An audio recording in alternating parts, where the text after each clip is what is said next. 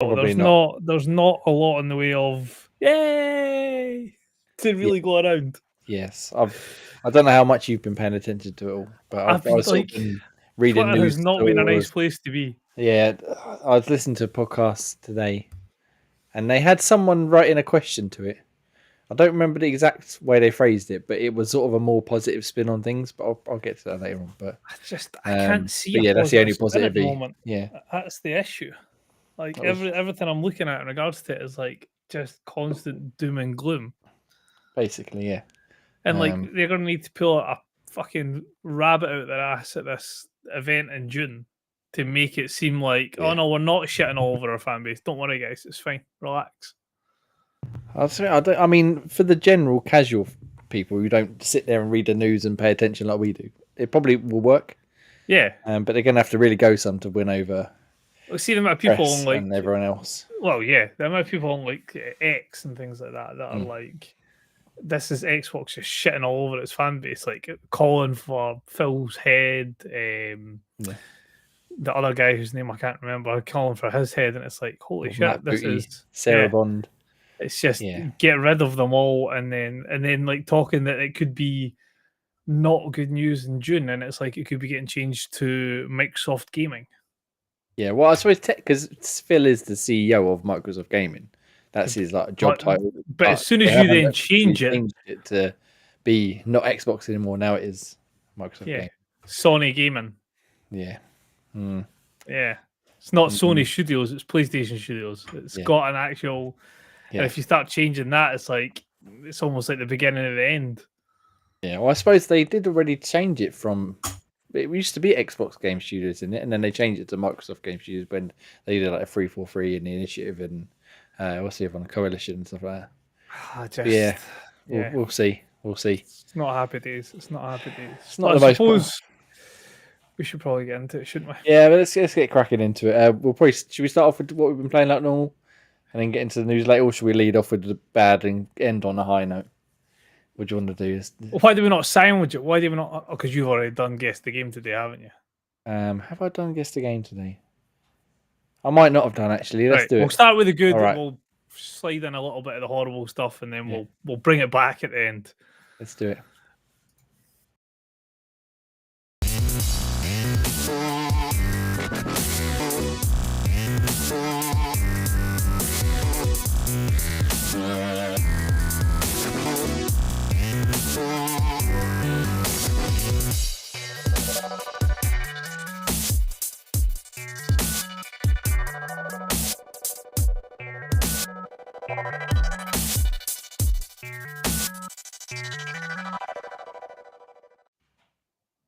Hello, good evening, and somewhat good welcome to Xbox Tavern's Xpod Tavern episode number insert here because I can't remember. 155th. 155th. I'm Jamie, and this week it's just myself and Scottish Gruff Ross. Just the two of us. Hello, Mr. Scottish Gruff Ross. Hello. How are we? Very well, yourself? I am, as ever, spiffing. Spiffing indeed. Yeah, I mean, this is for Xbox itself. It's been one of them weeks. We'll get deep into it, I'm sure, over the next however long it may be. There's a lot to get into, but at the same time, I don't want to get too far in down the weeds. Otherwise, we might end up just ranting like old men for. Well, I'll be old men for upset for a few hours. It doesn't make sense.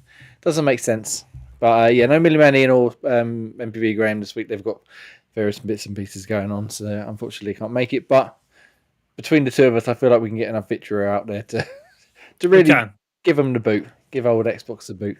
But let's hold off on that just for a moment, and let's start off with a bit of Guess the Game. Guess.game. If you're not familiar, is a website where you can go and, like Wordle for video games, 6 pictures. You get an image that, as you can see on the screen now, if you're watching the YouTube video or on live wherever we are, all over the internet, it's 8 p.m. Solo-ish. Nice. And then, they gradually get easier. You get little hints like platform, release date, Metacritic score, stuff like that. So, Ross, you asked me before we started our little pre-show ramble if I've done today. I said no. Turns out that was a massive lie. I haven't done today. So feel free, fill your boots. What's this first image giving you vibes of? Well, I see two swords, and I know it's not the Witcher, but the two swords, some sort of like flag type idea, but I can't see where the two swords fit in. Like it would almost give me like the guy looks very much Shadow of Mordor character. So I don't think it is, but I'll use it to move on. Why not? Why not? We'll go Which one though? Because there's two, isn't there? Which we'll go for the second one, but yeah. I mean, that was a good shot, wasn't it? Well done, sir. Well done indeed. I did exactly the same as you. I was like, Witcher, it can't be the Witcher. Don't look anything like it. But I didn't completely skipped over Shadow of War until I got to picture 3, I think it was today for me. That one. That one would have maybe flung me a wee bit because of the way it's so far out zoomed. I'd have been like, oh, is this maybe like an RTS type idea? That was my thought on that one. Yeah, was some sort of like company, not company. It was a Crusader Kings. And then once you get that, yeah. Instant as soon as that one came, I was like, fuck's sake, of course. Shadow of War. I didn't even look at the rest of what we got here. The map. Yep. And some sort of Icons level thing. very...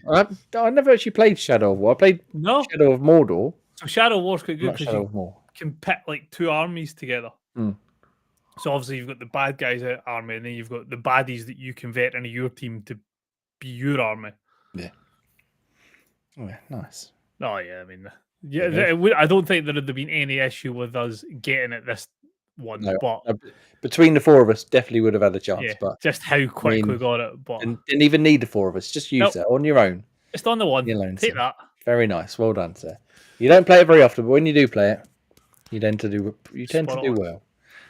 So go play it. What's that number? 730. So go play some more. It's got quite a back catalogue, yes. It has got quite a back catalogue. I love doing it every day. And if you want to do it every day, you can join our Discord and put your scores in there and see if you can compete with myself, who are very lonely in there at the minute. I'm just shouting into the void, look at my scores, and nobody's listening. Look at my scores. Somebody join me. Occasionally special guest Pete will jump in there. But Discord all links and blah blah blah down below. Join the Discord and join in guest the .game with us. Right, Ross, usually we'd start with Project Game Pass and games we're playing and shit. However, I feel like we need to get it out of the way. Should we get on with the wonderful, spiffing, somewhat tragic news of the week? Of last week, I suppose, since we're a day late recording this week. Hello, everybody. Hello for the Monday viewers. Monday viewers, yeah. So obviously last week, Xbox/Microsoft/ the big boys in charge shut down as part of Bethesda, Arkane Austin, Tango Gameworks, Alpha Dog Games, is it, or Studios? Yeah. Mate, you got it wrong, didn't he? They fucked it. It's not a good look when they're fucking it as well. The guy who shut them down got their name wrong. That's like saying the wrong name in bed, isn't it? Well, it's not very good. And Roundhouse Games. That was the other one, who were like a mobile, like online support studio. They shut all 4 of them down with, no public explanation. They haven't come out and spoke to any media outlets or any sort of solemn JPEGs on Twitter or anywhere else saying we've had to make the very difficult decision to shut these people down. Doesn't make sense. No. So there has been some leaks from behind the scenes where people, he sent out emails to the teams. I'll read some of it, possibly all of it here. Basically, I'm not a business guy. I don't do business talk in the slightest.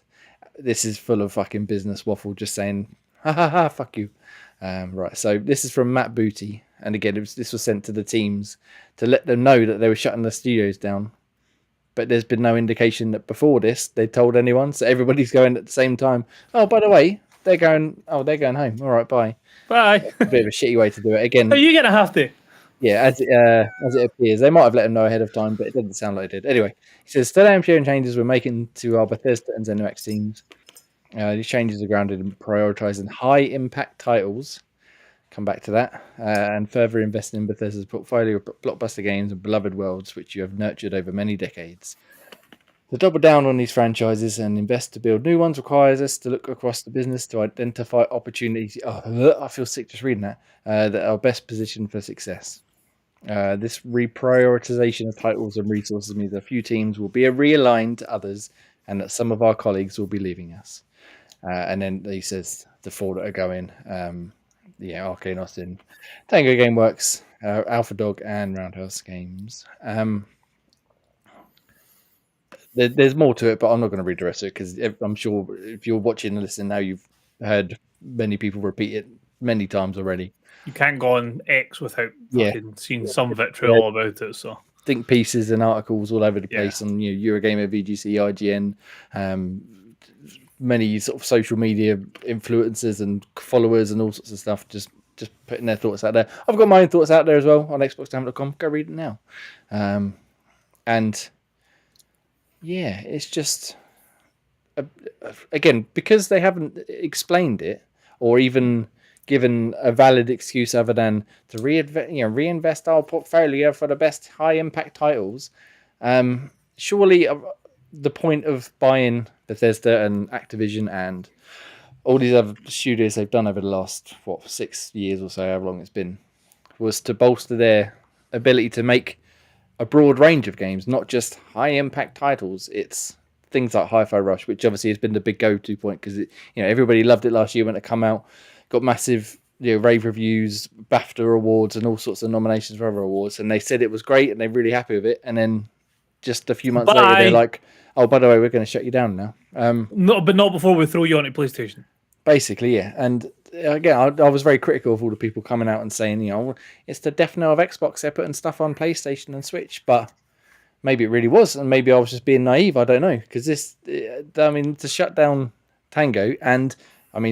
Personally, for me, Arkane Austin, who created Deathloop, not Deathloop, Dishonored, one of my favourite games of all time, and not even give them a chance to redeem themselves after Redfall, and not even let them finish it because they, part of the story of this was that they were bringing out the offline mode, this month, and now they've shut them down, and that's never going to come out, as well as the DLC that was people purchased when it came out, which again was a bit of a silly thing to do, but they shouldn't have it for sale, and. I'm going to let you say something because I'm just going to keep fucking rambling otherwise. Ross, what's your thoughts and feelings on this fucking atrocious situation? I'll start from the bottom and work my way up in regards to it. So, Roundhouse Games, which was more along to do with the fact, I think I've seen that they're getting merged in with ZeniMax Online. Yeah, so they'll help with Elder Scrolls. Yeah, they'll help like Elder Scrolls Online. I would imagine they've got their sort of specialist type idea of their online studios, so that's fine. At least they're getting looked after to an extent, and as much as the studio is getting shut down, the people are maybe getting retained and then moving to working with ZeniMax, so that's fine for that. Alpha Dog, not really got much in the way of knowledge in that, just reading the article. Studio behind Mighty Doom, closing on August 7th, but the game will be, well, you'll not be able to make any purchases for the game and things. I've not got massive knowledge in regards to Alpha Dog. Tango Gameworks is mental to me because The Evil Within is a good game. It's not groundbreaking and mind-blowing, but it's a good game. I really enjoyed Ghostwire Tokyo. As mental a game as it was in regards to the concept behind it, the actual look of the game, style of it, and what you could do in it was fucking brilliant. I love that game. And then obviously the big one for that studio, Hi-Fi Rush, whoever the praise that got, and as much as it's saying, it'll still be available for players and things like that, it's not the game that's so much of the issue. It's the fact that if this studio is able to create games like this, and especially being a Japanese-based market, the place that Xbox struggle, you're not really building bridges in that part of the world to make it a more viable option to the PlayStation, which is the dominant console, at least over there in regards to hardware, not handheld.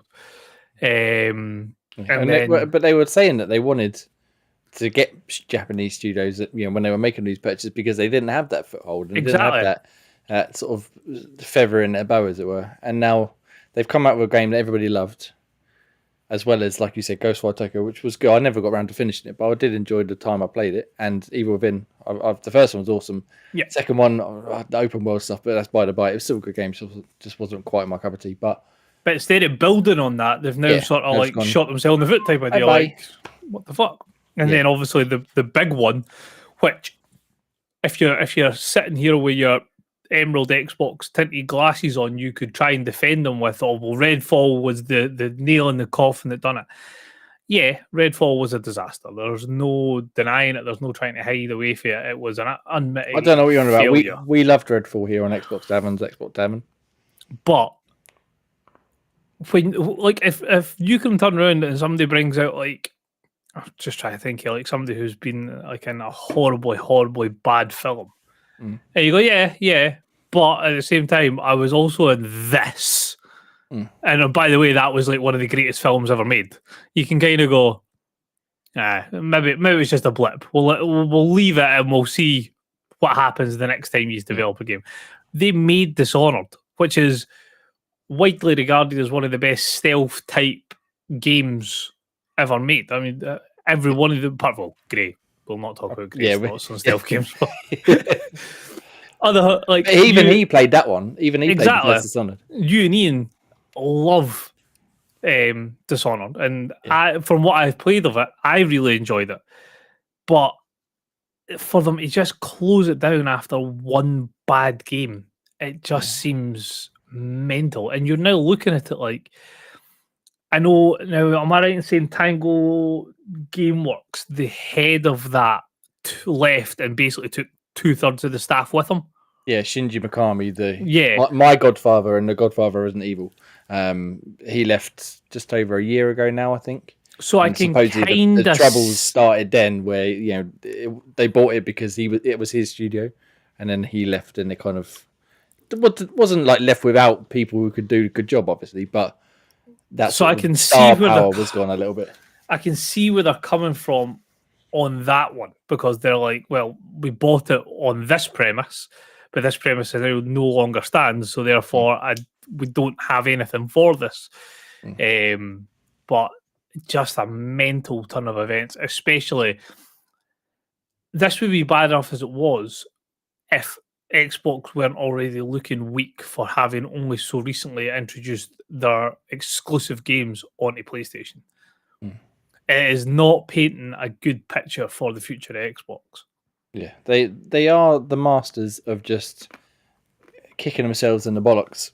Yeah, when they're sort of, we're doing really well. We've turned this Xbox One, like terrible reveal around, and we got some good games, and we got some game passes coming out and going gangbusters and doing really well. And we've got all these, we're buying all these places, and then by the way, all the people just bought, get in the bin.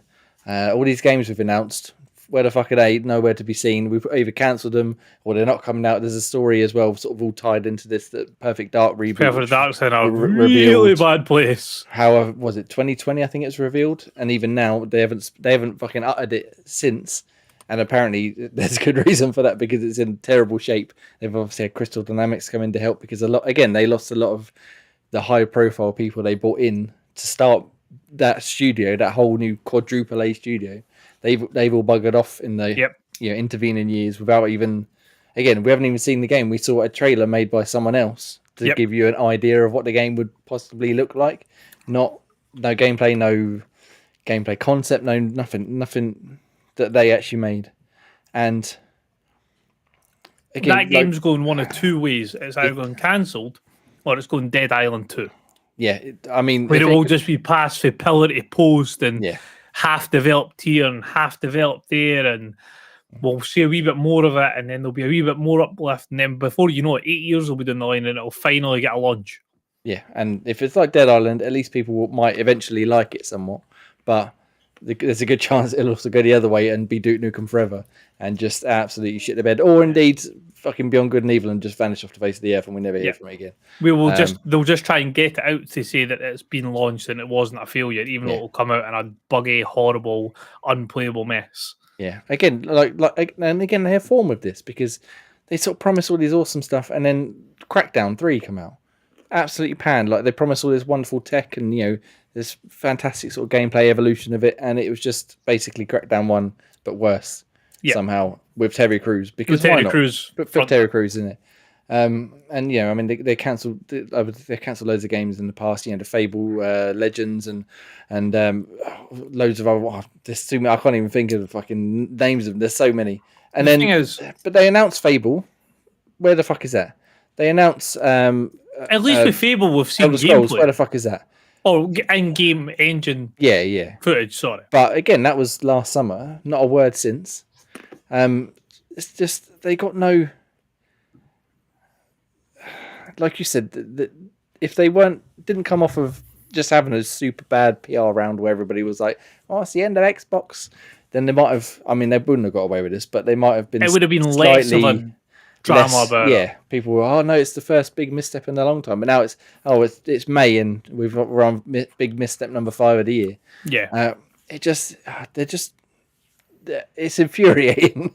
And again, because like you were saying, like Shinji Mikami obviously left Tango Gameworks, and we said like the initiative and that. Harvey Smith, one of the most legendary designers, someone who created like the immersive sim in terms of like the original Thief and Deus Ex and stuff. He's still at fucking Arkane Austin, and they were pitching supposedly a new Dishonored, and then they were like, "Nah, not interested in that. Don't worry about it. Nobody likes Dishonored. There's a couple of people, and it might not be the biggest game busters game in the world, but it's an awesome series. Both games, all 3 games are awesome. But it's established. So if it's established, build it, make it bigger than what it is. God of War, perfect example. God of War had 3 games out before the one that fucking broke the internet launched. Yeah.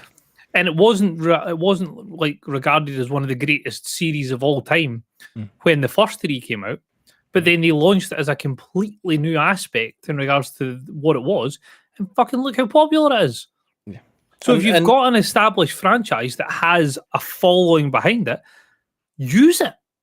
You don't have to always create brand new IPs that are like groundbreaking. Fantastic if you can do it. Well played. But if you've got something that works, fucking use it. Exactly. I mean, the way they evolved Dishonored to Dishonored 2, not so much with Death of the Outside, because that's sort of a spin-off type sequel. It wasn't a full-on Dishonored game, but I mean, the sky would have been the limit for fucking Dishonored 3, really. They could, especially with the the Series X now and the more the experience and the technology available. I mean, yeah. You can only dream, literally, because it's never going to happen now. I mean, again, this is the other thing, though. They haven't said who's going to go, like whether they're actually laying everybody off. Maybe Harvey Smith is saying, and he's going to move to another team, and they'll make a new Dishonored. Who knows? But they're so like normally Phil's coming out and he's saying all these, he's telling everybody the ins and the outs, and he's being quite as open and honest as you could possibly be as a big fucking CEO of a multi-trillion-dollar company, but not a word, not a peep from any of them, except for the interview with Sarah Bond, but we'll get to that in a minute. The big issue that it seems as well is it's like, is this Activision deal proven to be a mistake? Well, that's the thing. Going back to that article that I was reading from BGC, like he said, focus on the big hitters.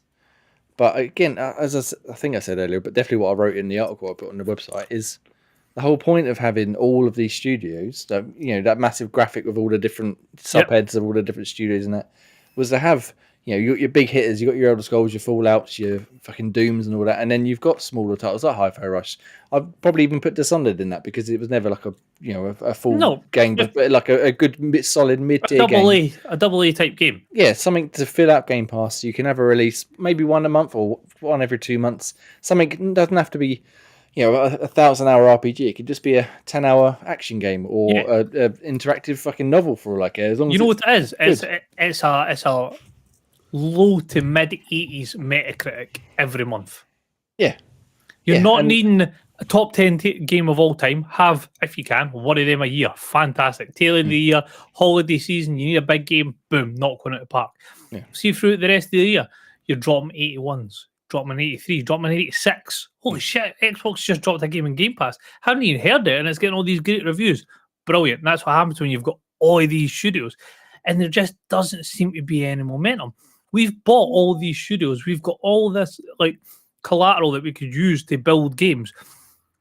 And I'm struggling to think of something that I would, as it stands right now, buy an Xbox over a PlayStation for. And I've always been Xbox leaning in regards to where I've looked at like even playing third-party games. But at this point in time, what is there to make me jump to Xbox instead of PlayStation?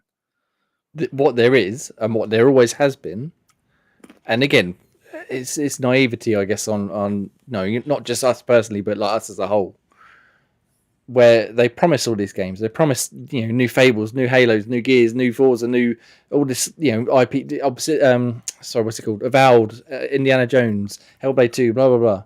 But so far, I mean, obviously Hellblade's out in just under a week, or just over a week. Sorry, 8 days. And how much advertising have you seen for it? Yeah, I mean, I don't know how much advertising that kind of game would get anyway, but it's something that Xbox have pinned their badge to, so they need to launch it. And they should be making more of a shout of games like this, and games of like Hi-Fi Rush and Deathloop, Dishonored, Ghostwire Tokyo when it comes to Xbox, stuff like that. But I've lost my train of thought now. I'm so riled up. I thought you were going to say I've lost the will to live because of it. I'm not quite. It's not quite that desperate. It is at the end of the day just video games, but it's like, yeah, it just doesn't make sense. The whole point is to bolster the studio, and every game. There we go. I'm back on it now. Every time they promise us big games, big exciting new games, new Halo, new Gears, new blah blah blah, almost without fail, it's come out with some sort of controversy around it. Either it hasn't been as good as they'd hoped. Redfall, it was delayed a year. Deathloop and Ghostwire Tokyo. Oh, in terms of coming from PlayStation stuff, it launched in 2 parts, and everybody loved it for about a week, and then it almost seems like nobody cares. Halo Infinite. I still think it was a great game. The single player campaign was awesome. Really enjoyed the multiplayer when we played, and when I played on my own for a little while. But then they fucked up the battle pass system. They messed people around. It put people off. Now they've already stopped developing new battle passes, new content for it. I think last season, which released a couple of weeks ago, a month or 2 ago maybe, that's it now.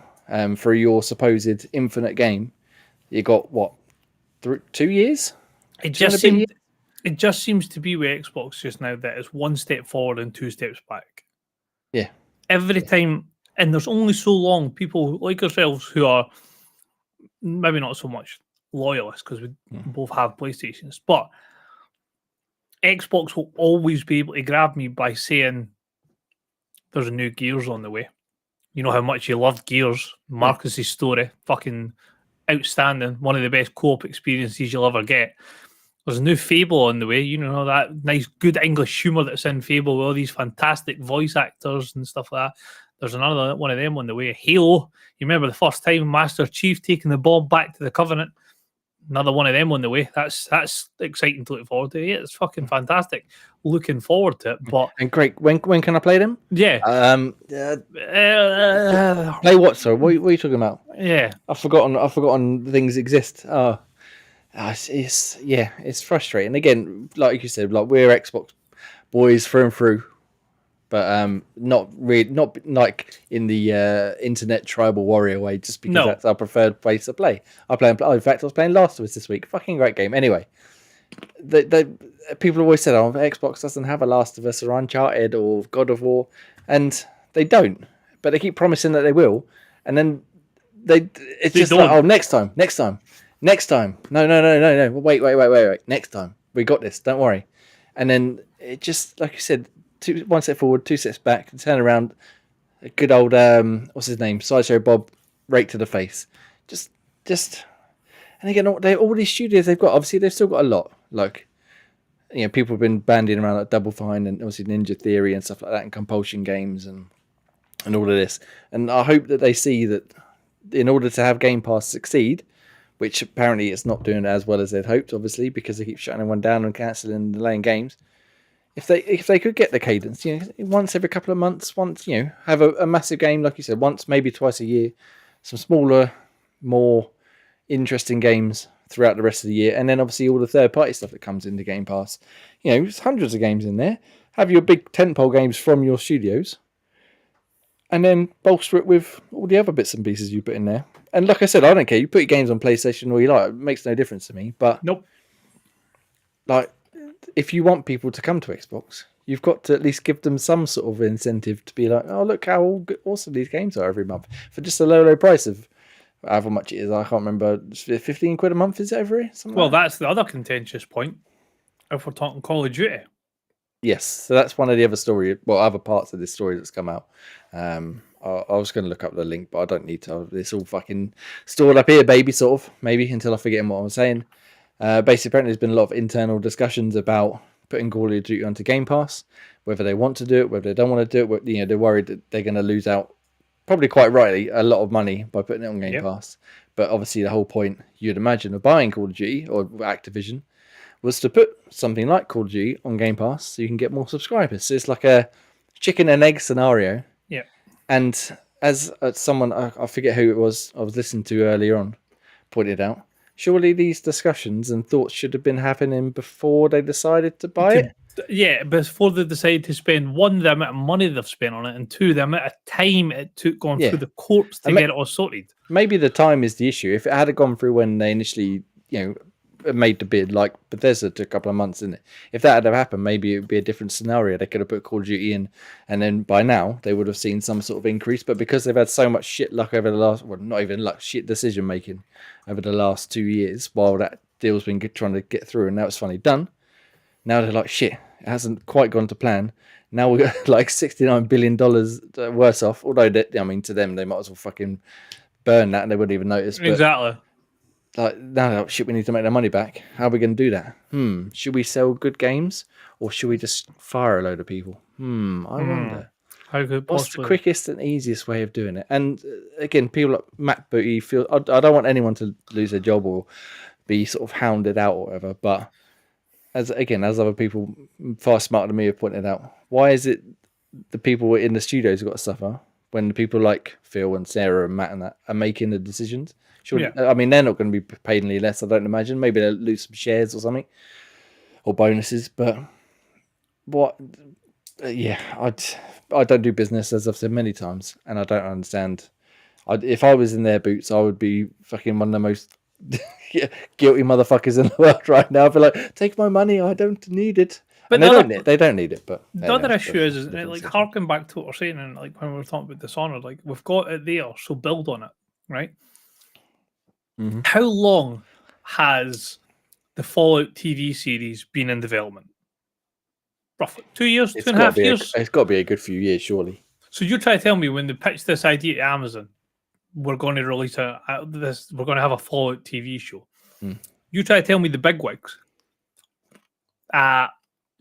ZeniMax, Obsidian, fucking Bethesda, even if you want to, and Microsoft, couldn't they turn around and say,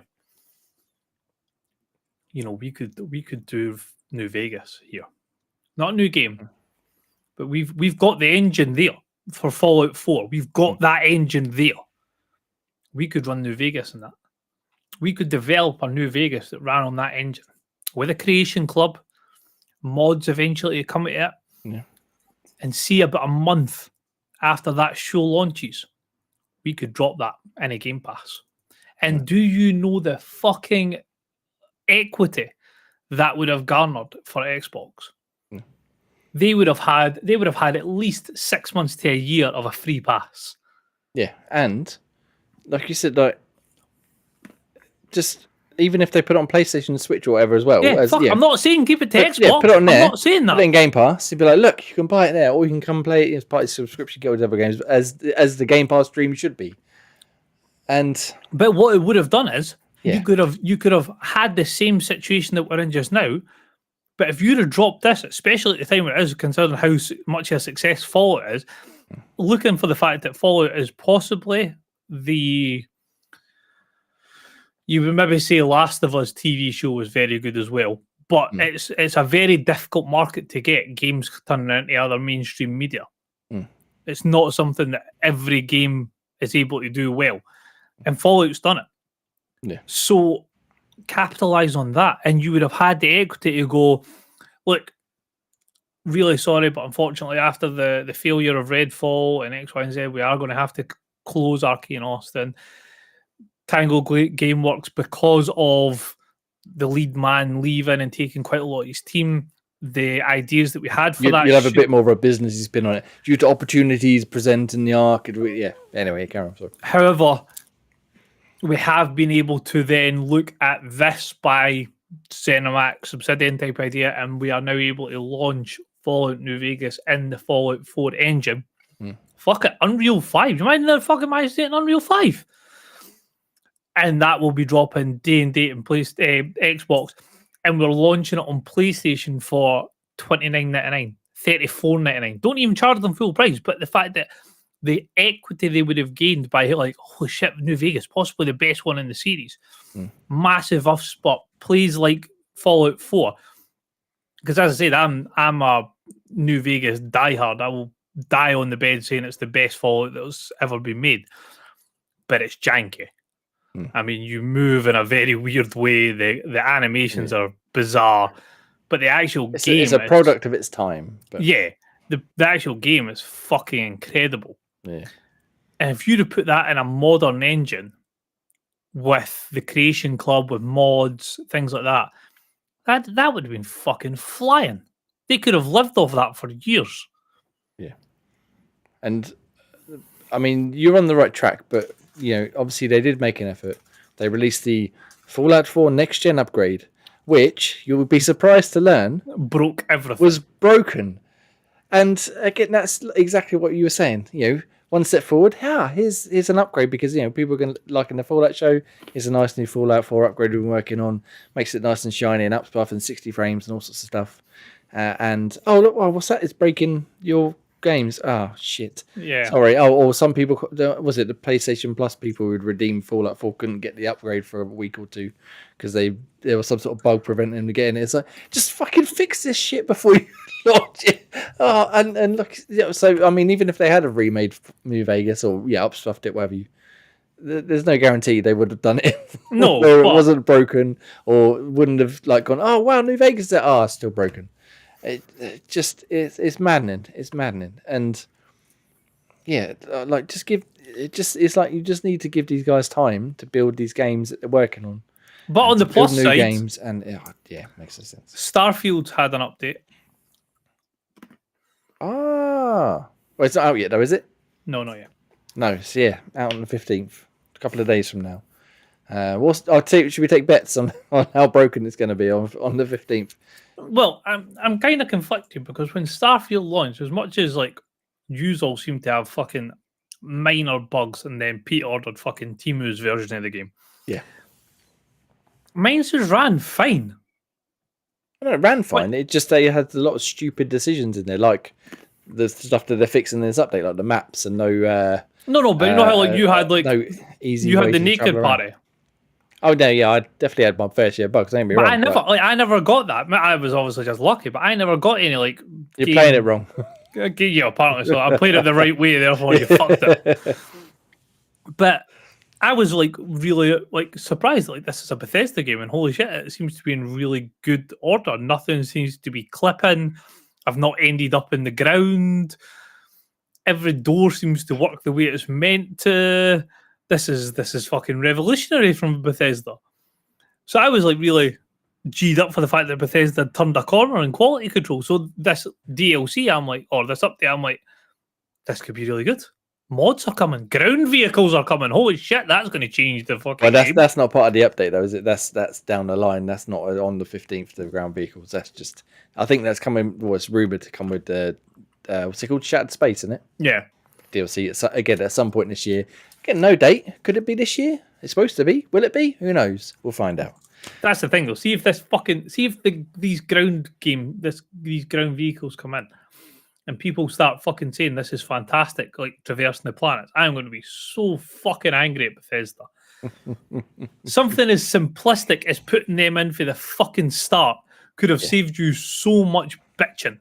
It would have done. I mean, don't get me wrong. I like to run everywhere in these sort of games. Even in like Skyrim, I generally walked instead of rode a horse and stuff. Same. But that was because there was a lot. If I was running a horse, I'd be getting off every 5 seconds, going, "Oh, there's a cave here, there's a house here, there's something." In Starfield, there was just nothing for miles, and something to get there faster would have been greatly appreciated. Yeah. But yeah, we'll see what happens. The thing is, what I think they shot themselves in the foot with that is as well as the surveying aspect of what they wanted you to explore the planet for. Yeah, was shit. Yeah, it really was. It wasn't well implemented in the slightest.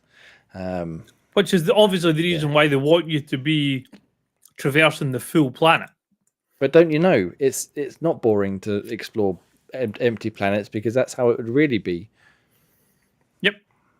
Yeah, but just because that's how it would really be, I would be bored in real life as well. Then, wouldn't I? So why are you making the game like? It doesn't matter anyway. Shockingly, I don't think I'm going to go into space and meet a Turian called fucking Garrus, who's going to be a gun nut and probably turn out to be my best mate. Funnily enough, I don't think that's going to happen. Would I like it to? You damn fucking right I would. So if you can put it in your game, exactly, yeah, please and thank you. Exactly, there's a difference between what you expect to happen and what you would like to happen. Exactly. And generally, if we're playing games, it's the like column we tend to go for. Nobody's imagining fucking blue, everlasting space aliens called the Asari just rocking up on your front doorstep. But if it's an option, yes, please. Yes, please. Yes, please. Yes, as much as I've bashed off enough. It's not a bad game. It's just not what I wanted in the slightest, really. But we'll see. Maybe the updates and the DLC will win me over once again. Last couple of bits, I guess, on this, unless you've got anything more drastic you want to say. The only thing I would like to say is there any positive news on Xbox this week? Well, funnily you should mention that, because Matt Booty, again, the head of Bethesda Studios now, after they shut down Tango Gameworks and the others, sent out a message, had a town hall meeting, again, leaked information come out. And he was positive in that. He didn't specify why they shut the places down, but he was, singing their praises and saying how well they'd done. And he said that that what they really need is the developers to make smaller games that give them prestige and awards. But they can't fucking risk making small games because the fucking studio's going to get shut down. But I mean, I don't know if you're aware of this game called Hi-Fi Rush recently. That was a smaller game that was released that got them prestige and awards. But he's after games like Hi-Fi Rush. Basically, the day after they shut down the studio that made Hi-Fi Rush, and the guy who was running Tango Gameworks after Shinji Mikami left, his name is John Johannes. He just put a picture of one of the characters from Hi-Fi just staring into the oblivion like, what the fuck? Like, are you seriously saying this right now? And again, we mentioned it earlier on, Sarah Bond went on Bloomberg Tech, I think it was, for like a video interview, not about the layoffs, but just about Xbox and like the tech and the cloud gaming and stuff like that. And I mean, she got asked a question about the closures and stuff, and she's probably a bit tired and a bit fed up. She looks like she's had a hard paper round. But her answer was like a complete non-answer. Like, well, we need to identify areas in the business, and for Xbox and to gaming to grow, then we need to And it was just such a corporate bollocks answer. There was no actual answer to it. No. And then the only time she actually looked engaged was when she was talking about how much money they're going to make or how much money they want to make. And that's obviously at the heart of it all, isn't it? Like I said, I'm not a businessman, but that's what they're here for. So just on the subject of positive news, I was trying to have a look through other news stories just now. And ironically, one of the news stories that's popped up is Perfect Dark rumoured for Xbox Showcase as positive feedback begins cropping up. So Jeff Grubb of Giant Bomb revealed after speaking to more sources, he's now hearing mixed feedback, with plenty of people actually saying that it looks really good right now. So his quote was, "Some people definitely think, there's things that don't look great and are in rough shape, but just as many, if not more, now that I've had a chance to talk to even more people, think it looks really good and things are coming together." YouTuber Nate the Hate also suggested that original rumours might have stemmed from outdated information, as he heard the game's not in a bad state at all. So potentially we could be seeing that at the showcase. Now, proviso to that, and because we're being negative Nellies tonight with all the bad news, just because we see it at the showcase doesn't necessarily mean fuck all. Well, again, look at Fable. It took fucking years for them to show us anything after they announced it. They showed us a 3-4 minute trailer of admittedly very good looking stuff, but it was all like cinematic spliced with a bit of like sort of gameplay. And then they haven't even uttered the word Fable since. And yeah, I do think that's on the bingo cards for the showcase. It fucking better be. And we better get a sort of idea of when it's coming out. I mean, it's obviously not going to be this year, not with Indiana Jones and Hellblade and stuff coming out, but Avowed. But even just, it's really will coming out on promise, really, soon, at some point, very, very shortly, maybe, perhaps. But, yeah, I don't know. Can you imagine? Is it June, what's it, June 9th, isn't it? Something like that. Can you imagine they turn around and say it's a next-gen launch? Oh! I think they would be hoping against hope to get any sort of positiveness out of that. If they said, all these games we promised, buy another console and then we'll release them. I promise this time, I swear. Pinky promise. No, they are. I mean, they have obviously mentioned they're going to sort of talk about next hardware plans towards the end of the year.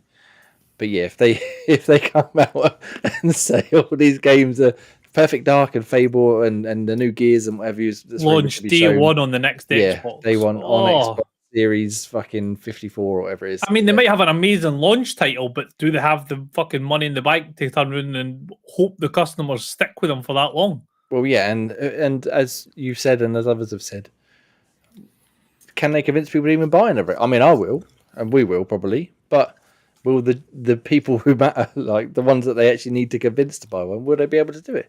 Or will they just go, nah, not interested? I am going to say something that's not going to get me a lot of...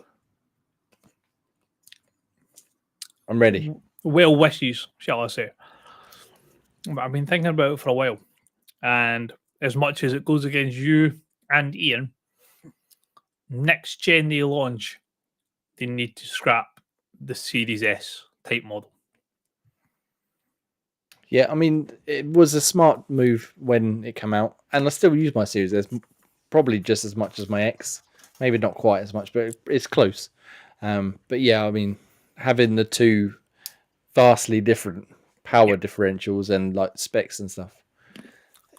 At this point, the flaws are starting to sort of really become apparent, especially with things like Baldur's Gate 3 not even being playable on the Series S. Yep. Yeah, granted, that's the only one so far, but there's been plenty of games I've played on both that you can tell that the Series S is not quite there with what it needs to be. Granted, some of them were just really bad, like indie optimization games and stuff like that. It doesn't work. Yeah, but some of them weren't. Yeah, no, I wouldn't be mad if they just come up with the one. I mean, yeah, maybe disc and discless makes a difference to me, but I would agree. I'd quite happy to see them launching. Yeah, obviously PlayStation did that with the 5. So yeah, maybe that, but having two different power differentials, especially like so far apart as well. Yeah, it's probably going to be best avoided, I reckon, next time. Particularly if they're trying to convince people to buy something, you don't want to give them two options and then make most people are going to buy the shittier option because it'd be a lot cheaper, obviously, and then be like, oh, it doesn't really work as well as the other one. Let's sell it off. Yeah, I've bought it because Xbox have got stuff that is intriguing to me. But the games that I now want to play don't play very well on the console that I've bought specifically just to play those games. Yeah. Yes. But who knows? Again, things change. We might be convinced otherwise. I doubt it. But you never know. You never know. We've always been more... Well, we've always tried to be more positive on here in terms of... in terms of the nonsense that they come out with. But closing down Arkane Austin, damn it. It's a step too far. You're pushing it, Phil. You're fucking pushing it. I'll meet you in the fucking ring. We'll have a no holds barred TLC match, and if I can climb a ladder because I'm fucking old now, then I'll win by default. That's as simple as that. Phil's fucking not a spring chicken. He's not, but I feel like he keeps himself in a lot better shape than I do. So if I can get up the ladder before he does. On one funny news story of the week, you may struggle to climb a ladder faster than Phil. However, I will ask. When you played Fallout 76, did your base get nuked? My half shack that I built with Ian is probably still standing somewhere. I don't think it's been nuked. Mr. Spencer's base is not still standing. That say that. Yeah, I did see that story. So, for those of us who perhaps haven't played much Fallout 76, does that mean his base is completely gone now? Oh, it's gone. It's a crater in the fucking ground. Yeah, okay. So he's not... did he have any way to defend himself? Well, or is it not really, no. A case of fuck you, boom kind of thing? Yeah, I don't know if there is like ways to recover your stuff and things like that, but I just thought it was fantastic. Like, this is our protest for your shit show, Phil. Yeah. Yeah, and again, obviously, it's not just him, but that's a fairly harmless way of getting some feedback across. I mean, if that's his fucking comeuppance, he'll sort of be like, oh, fucking bullet dodged. Yeah. Yes. Well, anyway, unless you've got anything else massively drastic to add, there's obviously more nuance to the story. Yeah, I'll mention it to you. I was listening to a podcast earlier on. I think it was Defining Duke, perhaps, and they had someone write in, and they were basically trying to spin it in a positive light, like we were talking in the pre-show. Like, people have said they want more Fallout, want more Elder Scrolls, Halo Gears, and this could be one way of getting it. So instead of having all these studios working on all these different games, you now consolidate it down, so people are working on. So you get a Fallout in 2 years, 3 years. Scrolls, Halo, blah blah blah. And they were trying to sort of say, it could be a good thing. All these people get to work on these bigger games rather than taking risks and making smaller games or new games that no one might play or no one will buy, whatever you. A sort of a positive spin. I would say sure so. I agree with, but positive. I mean, slightly. it's not going to be for everybody because it's catering much more to the mainstream gamers, which is where Xbox needs to win. But like you say, you play infinitely more indie games than I do, for example. But if they turn around and say, oh, XYZ indie game is not getting launched because the developer, say Arkane Austin, for example, before it goes shut, has been taken off it because them, Bethesda and ZeniMax are all pulling together to work on a new Fallout. I don't give a fuck what indie game they were making. It could have been the best indie game known to man. It could have been fucking Hollow Knight version fucking 2.0. If I'm getting a new Fallout by those three people making the game, you can bin whatever the fuck you want and get that AAA game out that's going to be loved left, right, and centre, and it's going to get people buying back into Xbox. And once it's got the equity, then, all right, Arkane, you've done a great job with Fallout. We've supported it well. It launched in a really good way. People are saying it's by far the best Fallout that's launched. It's one of the best RPGs of this generation. Go and make your indie game. But get the equity in the bank first, because the Xbox don't have it just now. They had it at Gears 2. They had it at Halo 2. They had it at Fable. They had it at fucking Project Gotham Racing. They've lost it. And now they need to stop diversifying to cover every single sort of platform and focus on what can we do quickly or what can we do well that's big enough to get people back on Team Xbox. Yeah, exactly. And like we said, by now that should have been happening, but they've delayed and cancelled and moved stuff around so much that we should have had Fable, we should have had Perfect Dark, maybe even a new Gears by now. But it's just been years and years and years of. They're all coming. Don't worry, they're all coming. You will get them. Just keep your faith. But at the same time, like you said, they're also cancelling the other stuff that they could have filled the gaps in with. So yeah, we'll see. I mean, again, they could come out with some sort of make good for everybody. They're gonna have to fucking go some. And chances are, the way the internet works and the video game news cycle works, in a week's time, some other big, catastrophe will happen. Sony will decide that they're trying to put fucking Helldivers 2 PSN sign-ins back on after taking it off again, and that will overlap everything else that's happened. And people will forget and then move on and go, oh, wow, look, Call of Duty showcase. It's amazing. But people are talking like, oh, yeah, Xbox finally going to go away and people just need to buy into PlayStation because it's the better console. That is the biggest, scariest thing that could happen. If Xbox goes down the drain, none of us will be gamers because PlayStation will be charging you £600 for your new console. They will be charging you £90 for your games because who's going to say no? Exactly. And then, competition is good. But, I mean, if anyone was going to be the sole company left, I should say, I'd rather not be Sony with some of the tactics they've pulled over the years. Again, no one's innocent. Everybody's had their fucking ups and downs. But right now, Xbox is on a down. And then they've hit the bottom and sort of gone, do you know what? We can get a bit further than this, I think. Let's fucking go for it, son. And they seem to be very good at that. They just need to turn the pie chart upside down or the line graph upside down. They'll be laughing. But yeah, anyway, that's nearly an hour of negativity there. That's enough of negativity for me. I'm sure we'll have more thoughts and stuff over the week. I'm sure more stuff will come out, and then next week when we have everyone back, we can get into it all over again. But for now, Ross, while I duck out for 5 seconds, would you like to give the wonderful people watching, listening, a good plug-in? See if it cheers them up a little bit.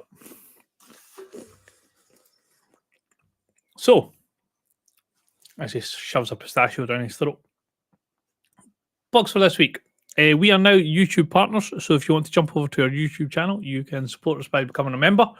You can also get things like your super chats, and we also have our merchandise link to our channel as well. So if you jump over to the Xbox Tavern official YouTube, you will see a list of various different stores that we have with various different styles of products that you can jump on and support us that way as well. Apple and Spotify podcasts, if you want to go over there and leave us a wee comment, 5-star review would be greatly appreciated. CD Keys affiliate link, so basically it doesn't cost you any extra to use the link, but what it does is it basically gives us a little kickback if you decide to buy anything on the site, whether it be games, store credit, FIFA points, whatever it may be. Written reviews can be found at xboxtavern.com, so Jay will have a list of those later on in the show. Yeah, boy. Yeah, boy. Socials have been running along the bottom of the screen from the start of the show, so you can find us on all the major sort of social networks, whether it be X, Facebook, Instagram, YouTube, TikTok, whatever it may be. Discord, as Jay was mentioning earlier in the show, we do have a dedicated channel to our Guess the Game that we do every Sunday at 8 p.m. I'm right. So if you want to jump over there and compete with King J and see if you can knock him off his perch, it's not very difficult, seeing he's the only person that really consistently comes up to the challenge. And last but by no means least, insert coin. If you use promo code XBXTVRN, you can get £5 off orders over £50. And very good stuff they got too. They just brought out some new stuff. What was it? What was it? Let me have a quick look. I was looking the other day. Oh, new Shenmue jacket. That was it. Very tempted for that. I did show my missus and she laughed at me, so I don't know if I'll be allowed to buy it yet. But it's too old for me. They need more like middle of the road stuff, like not brand new games, but like late 2000s. That's what I need. Yeah, they've got some early 10s. Oh, we've got some stuff from Persona, a new Last of Us set. Actually, I think probably to time with. Where's my Fallout? Where's my Mass Effect? They did that. Well, actually, they've got some Mass Effect stuff on there. They have got Mass Effect, which is available pre-order. N7 hoodie. And also, it's the same N7 hoodie. I've got the N7 hoodie. And some Nuka-Cola joggers here. Nuka-Cola jumper that's just come out. Oh, hold on, wait a minute. I need to go and make a new email address. Yeah, so go and check them bad boys out. Plenty of awesome clothes on there. And yeah, XBX TVRN for £5 off order, £50. Go check it out. Right. Ross, thank you for that quick plug in there. I feel slightly happier after all the negativity. And now we're going to be even happier still by talking about the games we've been playing this week. And I don't know about you, but I've been playing some fucking crackers this week. But I'm going to let you go first, obviously, because I'm a generous host. So I'll go for... Take a pick. I'll go for the one I haven't got a trailer on, because it's not really one you can put a trailer for. I need to give you the end of season review for the network save. I'm very excited for this. I'm glad I'm the only one here as well. I'm not excited for it, not in the slightest. So, I in no way, shape, or form can say anything other than this was possibly the most dominant season that I have ever seen in a Football Manager game. So I'm assuming against you rather than against me. Yeah. One, yeah. So Bristol City in the English Premier League, it's a 38-game season, and if memory serves me correct, they finished the season 30. It was either 36 wins and 2 draws or 34 wins and 4 draws. They never lost the full season. That is, it has been done once before. Granted, Arsenal have done it, but they drew like 7 or 8 games. They finished with a goal difference of 135, which is mental. They are winners of the league, winners of the FA Cup, winners of the Carabao Cup, and they also won the Community Shield. They absolutely dominated every competition minus the Champions League, which we both got put out of by the same team. So I lost to Juventus in the semi-finals, and they lost to Juve. Sorry, I got bet off Juve at the quarterfinals. Sorry, I apologise. And then they lost to Bristol City, lost to Juve in the final on penalties, which must have been fucking heartbreaking. But hats off to Bristol City for by far and away the most dominant FM season I'll ever see. Very nice. So indeed. we have just finished pre-season of the new season, and we're about to go into the Community Shield. So because Bristol City won the league and the FA Cup, it then goes to the team that finished second in the league, which would be myself. So it's myself v Bristol City in the Community Shield as the first competitive game of this season. But yeah, as much as it pains me to say it, tip of the cap to Graham, my mate, for having the most unbelievable season that I've ever seen on FM. Very nice indeed. And just to rub it in, I've invited him in. Come in now. If only I'd known ahead of time. But yeah. Bastard. So season started again. We get more regular updates, and maybe this time round, it'll be your turn, or maybe you'll go all Xbox and just shit the bed completely. Who knows? He has a striker who is 22 years old. Sorry, 23 years old. They just turned 23. Who scored 66 goals last season. See, now the good thing about you telling me this is I can sit there and go, oh, yeah, but that could be good, that could be bad. I have no idea. I'm assuming it's good from the intonation of your incredible. Absolutely fucking incredible. But yeah, it's up to nobody else in the league is able to even lay a glove on him.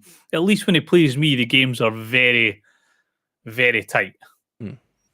So it's up to me to try and do something against him. I'm not saying I'm going to win the league against him, but I at least can try and stop him having another unbeaten season. Well, I'm very much forward to you keeping us updated on this. I'm heavily invested in Bristol versus Brighton. It needs to. You have to say Bristol City. Sorry, I remember I forgot that from last time. He gets pissy otherwise. Bristol City, not the other Bristol. That's whatever that one that may be. Yeah, they're irrelevant. We don't talk about them. Okay, get them in the bin. As long as you don't come up against Coventry, you'll be fine. Right. Let's move on, shall we? Let's move on. Yes. Nice. I'm going to jump in with a cracking game. I played lots of awesome games this week. One I can't tell you about until tomorrow. Check xboxtime.com for tomorrow, because another game that I may or may not have enjoyed, but I should suggest you read the review when it comes out tomorrow. And then we'll talk about it properly next week. But the main one, which I want to talk about, which I didn't get a chance to talk about last week, was Crow Country. It's like a retro PS1 style horror game, like survival horror game. Sort of isometric view, except you can pan the camera around. It looks like a it's all like pre-rendered backdrops, but it's fully 3D. You play as the girl in the trailer you can see called Mara, and she's gone to this theme park called Crow Country, which was set up by the owner called Edward Crow. And then he disappeared a couple of years ago mysteriously after some accidents happened at the theme park. And then she's gone there to try and find him and get some answers. And as you can see again from the trailer, if you're watching, all sorts of creepy shit goes down. There's weird monsters. There's like weird Graham's favourite puzzles, putting the gem in the eye to get the key to open the door, to get the crank to fill the lake, etc., etc. Yeah, proper old school survival horror sort of stuff. It's got like a nice sort of grainy filter over it, which again helps look with the backdrop looking pre-rendered as well as looking like it come from 1996. And yeah, I had a fucking great time with it. I really, really enjoyed it. It's not a long game. It took me like 7 hours. The world itself, or like the area you're exploring, the theme park, it's not massively huge, but like all good survival horror games, sort of you gradually open it up. So initially you can only go into the first couple of areas, and then you find a key that opens a door to get you to the next room, and then there's a basement, and then there's a whole underground section as well. and then there's other areas that you gradually get to, which you get the MacGuffin to open the things to get the next item to get the next thing. Why does it look like the bit that was just on it there with the checkerboard floor? Why does it look like the same person that decorated the mansion in the first Resident Evil game? It probably was heavily inspired by the first Resident Evil game. It's very similar. Yeah, it's got very similar sort of style and ambience and like the music and stuff as well. And it's not scary. Like you're not going to be like shitting your pants. Oh, things are chasing me. But it's quite creepy throughout, like the way they use the audio and the creatures. They kind of like from Silent Hill, where they're humanoid, but they don't move like a human. They're sort of all jittery and twitchy and way, yeah. They're sort of like that. They're not very many, and the combat is probably the weakest part because of the way the camera angle is. It's quite hard to get the aim right, which again is kind of the idea of these old school survival horror games. But mostly it's just solving weird puzzles. There's lots of like hidden items to find and hidden rooms to find, and but even the main sort of gist of the puzzles is a lot of, like I said, Graham's favourites, finding gems to put in eyes to open doors and stuff like that. And yeah, if you're into that sort of old school survival horror style gameplay, yeah, I can't recommend it enough. I really, really enjoyed it. It's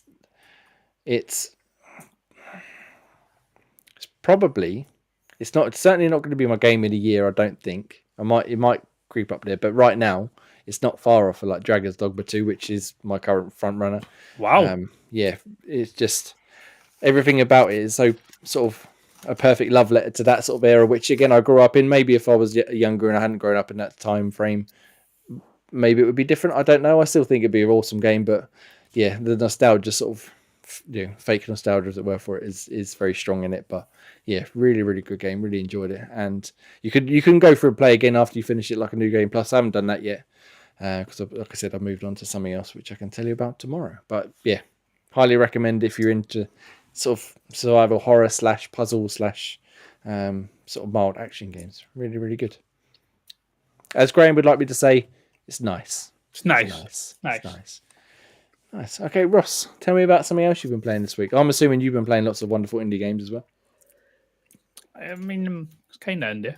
Kind of, yeah. So we finally got a big release for the Elden Ring DLC. Oh. So I have been jumping into some Elden Ring, or jumping back into Elden Ring, sorry. Yeah. I spent a good while getting my arse handed to me, and I thought, fuck it, I've already had Xbox beating the shit out of me this week. Why not just let fucking Elden Ring do it? So jump back in and start playing this. I'm actually playing it on PC this time. I feel like, as condemning as it might be towards Xbox, I'm spending a lot more time gaming on my PC. I don't know if that's because I've upgraded my PC and now games like this run infinitely smoother because I can sort of tweak X, Y, and Z to make it the way that I want it to run. But playing it on PC, really enjoying it. It's such a beautiful, beautiful game. I mean, it sounds bizarre, but I almost wish it wasn't a Souls game so that more people could enjoy the world. Yeah. But obviously, it benefits from being a Souls game that makes it all the more impressive. But the actual world that you're in the game is fucking incredible. So nice to look at. The bosses, just the character design for the bosses, as much as they are fucking horrifying to try and fight sometimes. The look of them and the way that they're designed with their mechanics and that, it's one of the best games I've ever played, and I cannot wait for the DLC to launch if I ever actually get around to being able to complete the main game. Yeah. So does the DLC carry on after it, or is it like? So it's a story that is part of the game. It's not like a continuation of the main story. Okay. But it ties in with the story. So like some of the characters that are in the DLC are in the main story, but they're not the way that you find them in the story as such. Yeah. But I started a new playthrough compared to the other one, because the last time I just went in as my traditional hack and slash character, which is completely feasible. You can do it, but I felt with this type of game I wanted to try and do the mage type build with the different spells and that. So Yeah. I went as an astrologer, playing that just now, and it's a bit glass cannon. You need to make sure that you're not taking any damage, because where I'm at just now, I can't really take a big hit, but I can dish out a big fucking load of damage in one time if I can stay up long enough to do it. Yeah. So, like I say, if I ever get good enough to complete the game, I'm very much looking forward to the DLC. I bought the deluxe edition, so I've got like both of them in it anyway. I just need to actually get to the point. Yeah. Very nice, very nice. So, how far did you get when you played originally? I assume you didn't get near the end at that point. Then. No, I think I had killed. See, it's hard to know because you get different levels of bosses. But as far as I'm led to believe, I think I killed 4 great lords in the game. Don't ask me what their names were, but I wouldn't know. You could make it up for as far as I know, like the football stuff. No idea. But I'm sure I killed 4 of them. And it seemed to be progressing in the story. It wasn't like I was just randomly wandering around. Like the map seemed to be following a direction. Like they were procedural in regards to fighting them. Yeah. Still think I could be fucking massive amount of time away from completing it. But it is once you get confident in your ability to know how to dodge and things like that, it becomes, I don't want to say easier, but you can accept dying a bit easier. Yeah. Because then you know how much of a mistake you made and you weren't just getting frustrated. Like you can die a couple of times to learn the mechanics, and then it's on you to be good enough. Yeah. And when are you going to start playing with the drum controllers? Probably when Xbox gives me some good news. Oh shit! You got plenty of time to practice. So yeah, that'll be I don't have to think of worrying that for a while. Yeah, that's fair enough.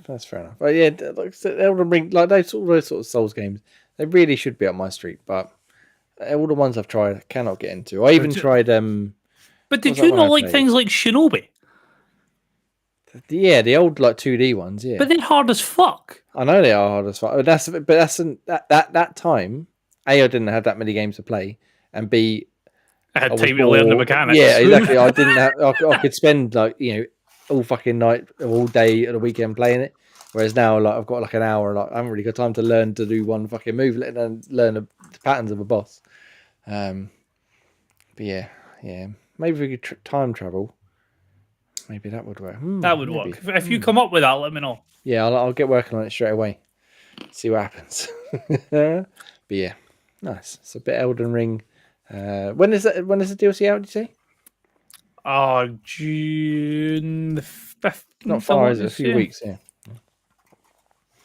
Nice. So we shall see how that compares. See how that fares. I'm sure everybody will love it again because Elden Ring obviously won Game of the Year 2020. 21st of June, sorry. As we found out in Ian's top 5 quiz last week, or the week before, I should say, when Ross fluked his way to a victory in that. You cheeky bastard. Santorini for the win. Oh, yes. Anyway, bit of Elden Ring. Love it. Well, like I said, I've been playing a few other things. I've been playing Last of Us Part 2. Fucking great still. Really good game. Highly recommend it. Back on Xbox. A game called Supraland 6 Inches Under. I reviewed the first Supraland when it first came out. 6 inches? That doesn't tend to be how far you bury people. I mean, there's lots of jokes that could be made about 6 inches, but we'll go with that one, and we'll just say that when the characters that you're playing as are about half an inch tall, that 6 inches will do plenty. So basically, it's the first person puzzle game. Never a time when 6 inches doesn't do plenty. When you throw me right off. Yes, you play as like tiny little characters in. It's almost like Pikmin, like set in like the real world. Well, there's a fucking surprise. You're so small. But the actual gameplay is more like something like Portal. So it's first person puzzling basically and platforming. And you're sort of just thrust into these massive environments. and you just got to figure out the way to get through. There's lots of funny like in jokes and weird, humorous asides and all sorts of stuff. A little bit of combat. The combat's pretty crap, to be fair, but it's few and far between, so you don't really have to worry about it too much. But basically, you're put in this world, and there's like a golden path to follow, but there's so many side distractions and so many like offshoots you can go down. You can spend fucking hours in one little room trying to, the main puzzle's over that way, and you're going over here and up there and down there and round and coming back again. And it's so well designed. The first game was fucking awesome for that. It just had so many different nooks and crannies you can find and extra little hidden secrets and stuff. And this one, it's not a sequel. It's more like a spin-off. It's a bit small. I haven't finished it yet, but it's just tremendously designed and implemented. And it's one of those games where you can sort of start playing it, and then 2 hours later you're like, "Fuck me, where's that time gone?" Because there's always something new to see. And even when you get a bit stuck, like, because there's so many things to do, you can just go off and do something else, come back to it, and by the time you've done whatever other puzzles and stuff you've been working on, you might have found an item that will help you to get over the puzzle you're stuck on, or you might find the actual item you needed to get past it. I don't know. And yeah, I can't express, again, without sort of going into the nitty gritty, which we haven't really got time for, just how well, like, everything just comes together. Like you're progressing through a level almost without realizing it. And then before you know it, you've descended from the bottom of this, cavern all the way to the top, and you've done all these different puzzles on the way and solved all these different things and found loads of funny little asides and weird bits and pieces. And yeah, really, really well made game. They're working on a proper sequel. I think it's called Supra World rather than Supraland. But there's no idea when that's coming out. I must admit, like, for that wee trailer that I just seen there, it does look a really good wee game. Like, once you say, like, when you first said Pikmin, I was like, oh, for fuck's sake. Yeah, the Pikmin is the only reference because you're a small character in the and then real when world. You brought it back by saying Portal, then my ears sort of picked up. I was like, oh, okay. Yeah, and you get various powers. Like, so far, I've unlocked the ability to like magnetize my body, so I can go up like nails and metal bits on the wall and stuff. And I can shoot myself off of them, so I can use it as like a launch pad, basically. And what's the other one I've got? There's another one. I can't remember what it is now. It's been a couple of days since I played it. But yeah, there are different things, but you don't have to get them as well. Some of them you do, like the magnetizer optional type videos. There's some ones you can find, which one I've missed so far, which I'm annoyed about, is that you could just shoot out fire at will, which obviously, as you know, is my go-to in every game. It's your bread and butter. Yeah, I need to get back to that area to find. But this one, I think it's split up into 6 different zones, and I'm on zone 3, I think, at this point. So single player, multiplayer? Just single player. But yeah, there's, like I said, there's so much stuff to see and do. It's almost like I think it could probably be like a 5-hour game if you just went straight through it. But so far, I've probably played 10, 12 hours of it. And I'm only on halfway through the game, if that. Yes, it's really, really well designed. Like I said, the first game was awesome. This sort of spin-off is awesome. And the only reason I started playing it was it's leaving Game Pass in a couple of days. So, is it in Game Pass? Yeah, but only until the 15th. So give it a go. And it's on sale, obviously, with Game Pass. I think it's like 11 quid to buy. So I'm probably just going to pick it up before it goes and work my way through it over the next few weeks. But yeah, really, really good game. On the cloud? Yeah, cloud. Yeah, I started playing it on cloud gaming actually at work on my lunch break because I saw it was leaving Game Pass. So I'll just give it a go, see what it's like. And then, an hour later, I was like, shit, I'll go back to work now. I don't want to. I want to play Superland. Don't lie, it was only an hour, Jay. Yeah, it's only because I was sitting at my desk doing it. I couldn't get away with it for any longer than that. But yeah, really, really good game. Can't recommend it enough. I wish I'd start playing it sooner, if I'm honest. But yeah, really, really good. And old Rorka dude, old Corey in the chat, he says, got that right. Damn right, Corey. He's made the mistake that I'm slightly making. It's the kind of game that once you put it down, it's going to be quite tricky to get back into, I think, because of all the different stuff you've learned. And you sort of, the area you're in, so you know sort of where you've been and where you haven't been. Whereas if you leave it a while and come back to it, it might be one of those ones where you sort of, I've already been here, and you end up just sort of tracing your steps back. You need to try and refamiliarize yourself with it. But yeah, that's by the by. Fucking great game regardless. Definitely check it out before it goes out of Game Pass. And I think the first one was in Game Pass, but that's also gone now. But either way, pick them up if you can. They're fucking brilliant games. Nice. Ross, do you want to tell me about a bit of Fallout 4? I can do, yeah. I'll put a trailer up for it, actually. Yeah, just tying in with obviously the show, and then I was like, I've played Fallout 4 so many times. What can I do to jump back into the world but make it interesting for myself? I thought, fuck it, I'm going to start playing it on survival mode. So Is that just by installing a patch you got survive whether the game actually runs or crashes? Fallout has always ran well for me. Go fuck yourself. So no, as obviously based on like a couple of reviews that I've got up on the website and things like that, survival games right up my street. I really enjoy where you actually have to, you have to sort of have food, have water, things like that. All the fun stuff. Exactly. So I thought, fuck it, I'm going to play Fallout survival mode. Downloaded a couple of mods that try and make it a bit more realistic. So like, there's one where you can like camp out, so you don't have to like run all the way back to Sanctuary. People might say it makes it a bit easier because you can then just like pitch a tent at the side of the road type idea. Easy. But I think it adds to it. You are in the wasteland. You're not necessarily like, you don't have this fallback of being able to get all the way back to Sanctuary. You have to sort of just sleep at the side of the road, like they see in the show where she's pitched up next to the fucking swimming pool. Yeah. So no, really enjoying that. I am trying to think where I am. I've been doing loads of wee side quests.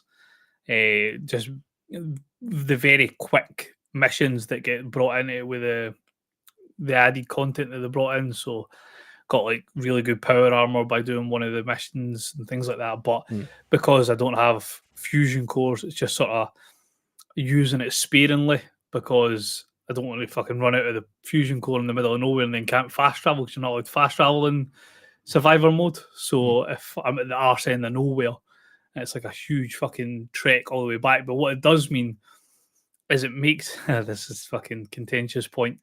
It makes you more willing to help Preston in these settlements. But did you know another settlement needs your assistance? Well, because you help with the settlements, you've got more workbenches, so you've got more places you can get back and fix things. Okay.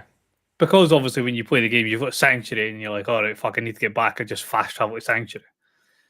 Because you don't have like fast travels disabled in survival mode, you're like, oh shit, where's my closest base that I can get to sleep for the night so I don't become fatigued and I lose health because I'm fatigued and I've not had enough to eat or enough to drink and I got attacked by a fucking rad scorpion, so now I've got poisoning and I need to get back to my fucking base to go to my chem station to fix that.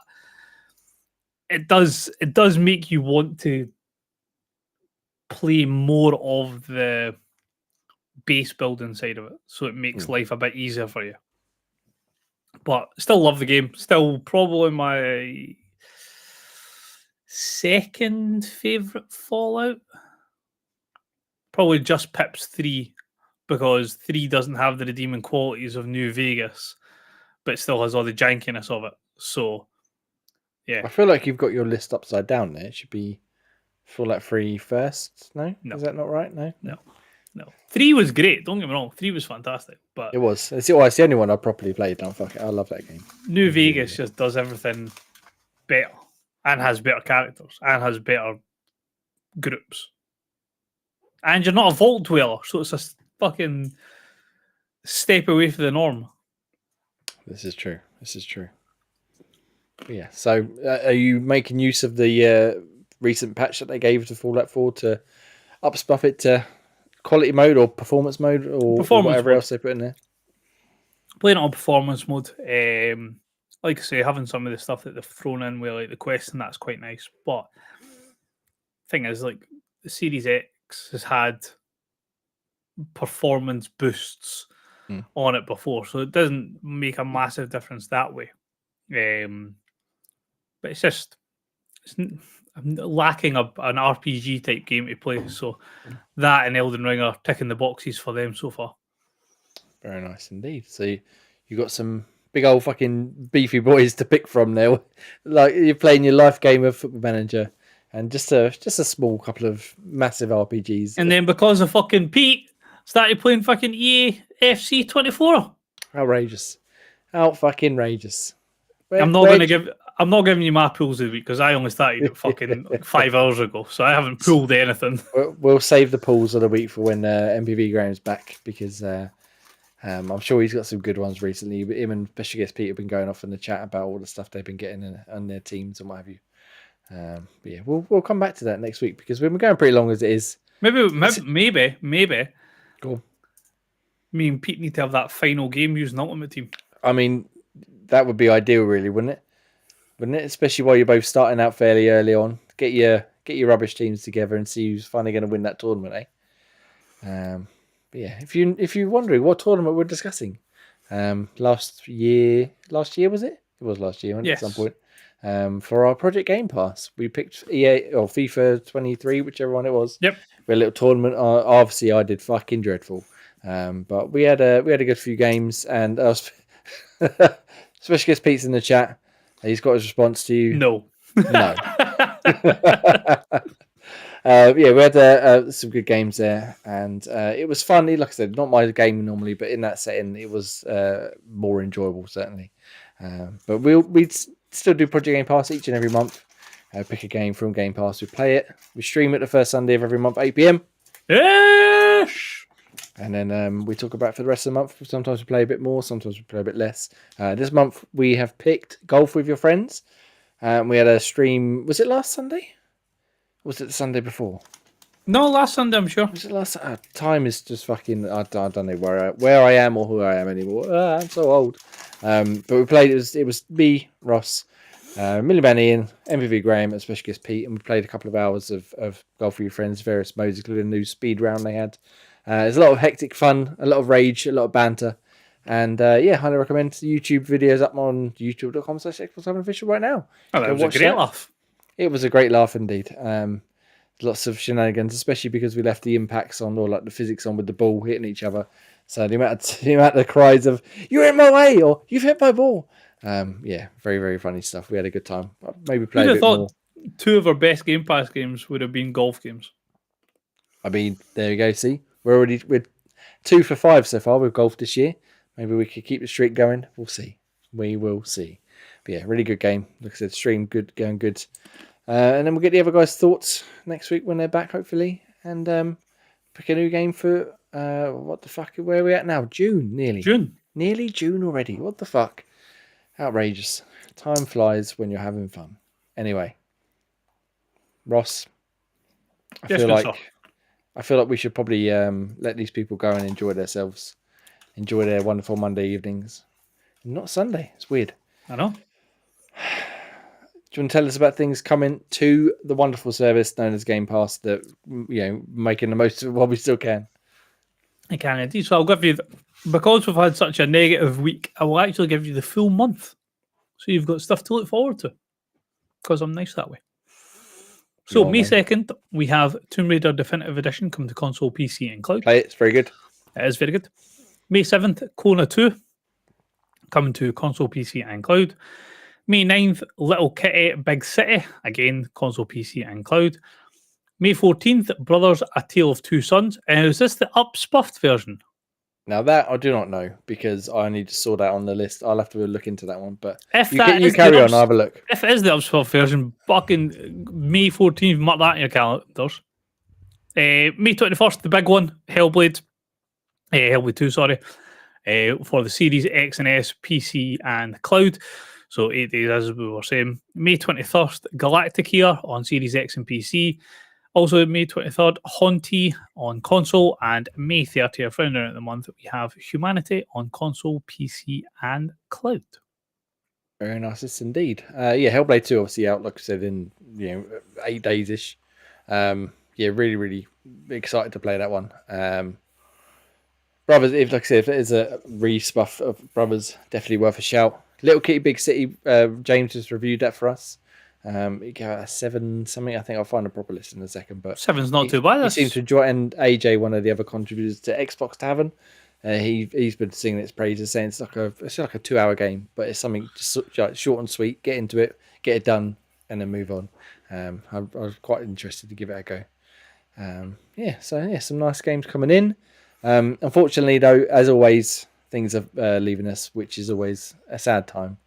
But for now, we've got Eastern Exorcist, which is... all these are leaving the 15th of May. Euden Chronicle Rising, Fuga, Melodies of Steel 2, Ghost Law, Just Cause 4 Reloaded, Norco, which I'm, again, another one I really should have checked out by now, but I haven't got a chance to do so. SD Gundam Battle Alliance, and the aforementioned Superland 6 Inches Under. So you've got a couple of days to go check them out, or buy them with your 20% off Game Pass discount should you wish.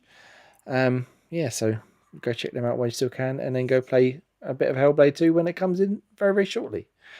As for reviews on xboxtavern.com, you can go down and read all sorts of wonderful reviews, and there's various features.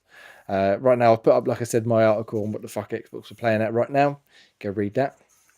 You got Topspin 2K25 review from AJ, gave it a 6.2. Not the most positive one, but he found some fun, but there's a lot of nitpicks which 2K or Take-Two tend to put in, such as requiring sort of sign-up logins and all sorts of nonsense. Which you just want to play your fucking game. We don't need any of that. Like I said, little kitty big city from James, to give it 7.8. My Crow Country review a 9.3, and I think Arc Runner is a new one since we last recorded. Again from AJ, give it 6.9. It's like a futuristic, like neon style, like roguelike shooter. I think it looks pretty cool, but yeah, I think you could read his review, but the general loops of it was not as fun as he'd hoped. And then there's various other articles up there. Like I said, we've got Asus ROG Ally impressions from AJ and Dan. I went to the Game Music Festival, so I've got some thoughts upon that. And our WAS24 impressions are up there as well. Did AJ pick the ROG up as well? He's had it for a while, yeah, and he's been keen to sort of get his thoughts down. Nice. So he's done that. Dan done a little video as well to go with it.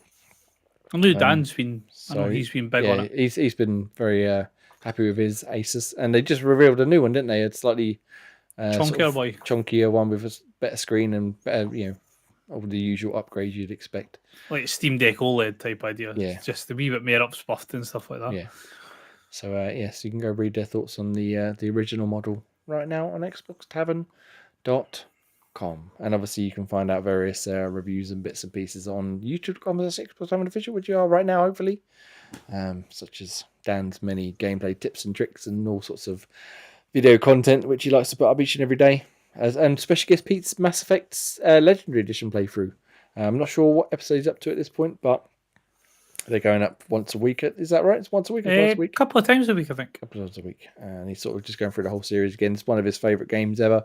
He's been through it I don't know how many fucking times already. Even though he's completely senseless by saying that Mass Effect 2 is the weakest in the series, but we shall allow... Yeah, we can save that debate for when we finally have a proper Mass Effect discussion.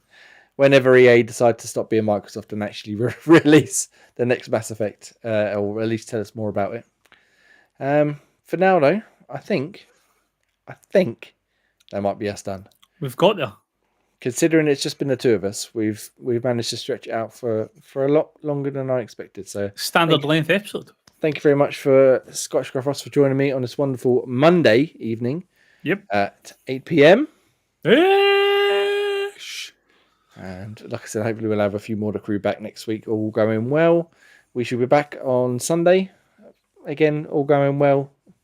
Later in the week with hopefully some positive news to talk about.